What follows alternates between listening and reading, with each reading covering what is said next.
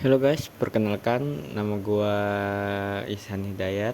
Gue bakalan ngebahas peran perempuan dalam kehidupan politik Indonesia. Setelah kemerdekaan Republik Indonesia pada tahun 1945, sejumlah partai mempengaruhi sistem politik negara dengan mengesahkan undang-undang atau mengambil alih otoritas politik secara langsung.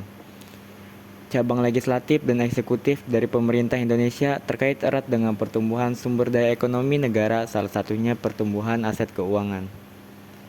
Untuk memahami peran partai, politik menjadi sebuah konsep untuk mengukur seberapa besar keterlibatan berbagai pihak dalam memajukan kepentingan masyarakat atau kelompok tertentu agar mendapatkan posisi kekuasaan demi kemajuan bangsa Indonesia.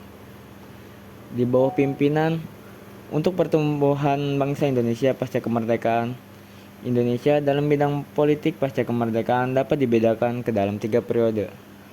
Pertama, periode Orde Lama, periode Orde Baru, dan periode Reformasi. Pada masa Orde Lama di bawah kepemimpinan Soekarno pada tahun 1959 hingga 1966, beliau memperkenalkan ideologinya yaitu Nasakom. Nasakom hadir untuk menyaingi ideologi bangsa Indonesia, yakni ideologi Pancasila. Nasakom hadir untuk mempersatukan segala paham, mulai dari paham keagamaan, hubungan sosial masyarakat sesama masyarakat, atau masyarakat dengan pemerintah. Nasakom sendiri adalah singkatan dari nasionalisme, agama, dan komunisme. Para pemimpin partai komunis dan angkatan bersenjata Republik Indonesia memiliki interpretasi yang berbeda dengan filosofi negara. Upaya penyerahan kekuasaan oleh Presiden Soekarno digagalkan karena kedua belah pihak sama-sama berkepentingan untuk menegakkan ideologi negara. Upaya penyerahan kekuasaan oleh Presiden Soekarno digagalkan karena kedua belah pihak sama-sama berkepentingan untuk menegakkan ideologi negara. Tentara dituduh memiliki kapasitas untuk mewujudkan neokolonialisme dan bertindak sebagai boneka kepentingan Barat. Di sisi lain, para pemimpin partai komunis berpikir bahwa tentara akan mencoba mengikuti doktrin komunis yang telah diadopsi di negara-negara lain dan menjauhkan negara dari nilai-nilai agama.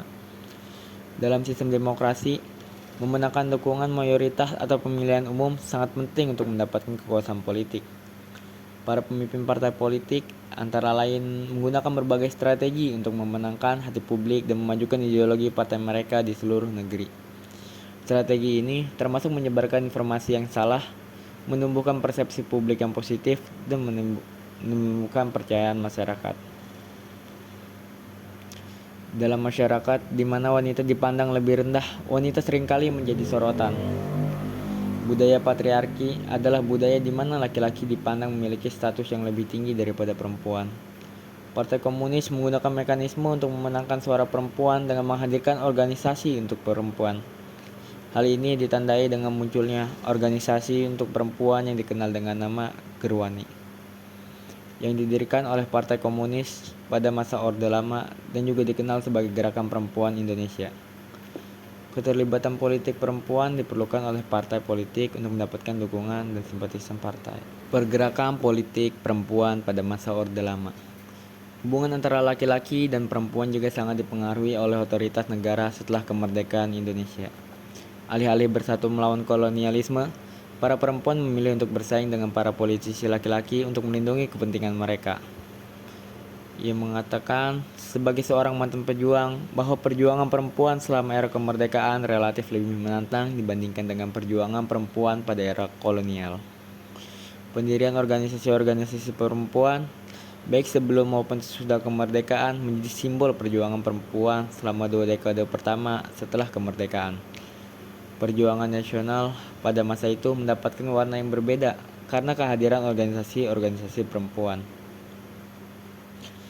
Gerakan Wanita Sadar Darwis yang didirikan di Semarang pada tanggal 4 Juli 1950 memunculkan Gerakan Wanita Indonesia Gerwani yang progresif pada tahun-tahun antara 1950 dan 1960.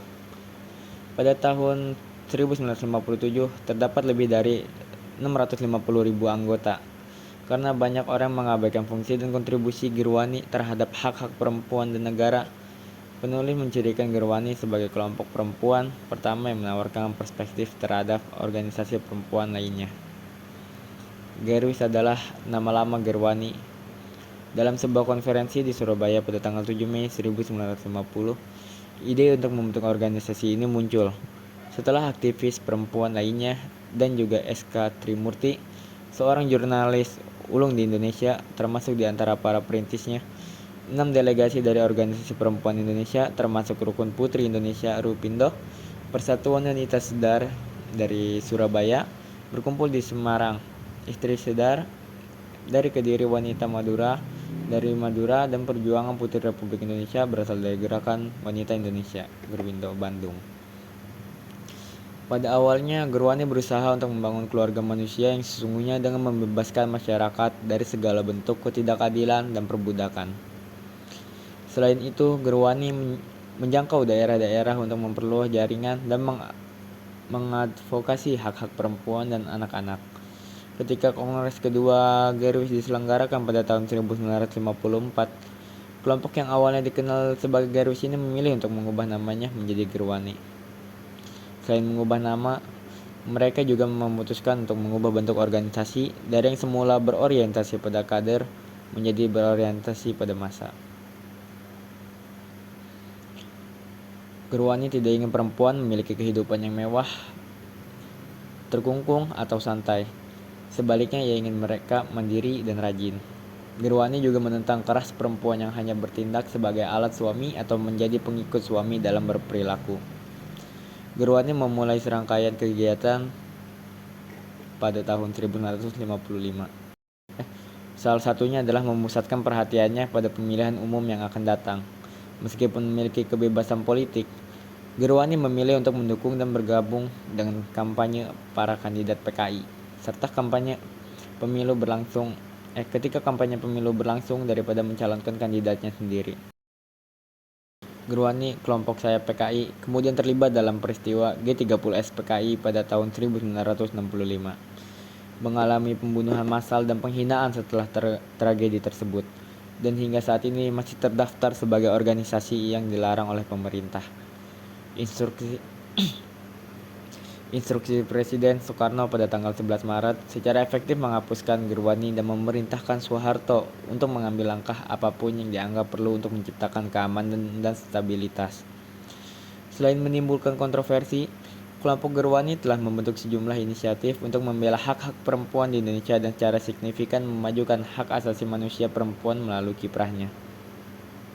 Gerwani sering mengorganisir protes berskala besar untuk menekan dan menuntut pemerintah, advokasi dan kampanye untuk semua topik dan masalah yang berkaitan dengan kebijakan pemerintah yang tidak berpijak pada kepentingan rakyat kecil dilakukan melalui demonstrasi. Setiap aksi melibatkan mobilisasi massa yang besar.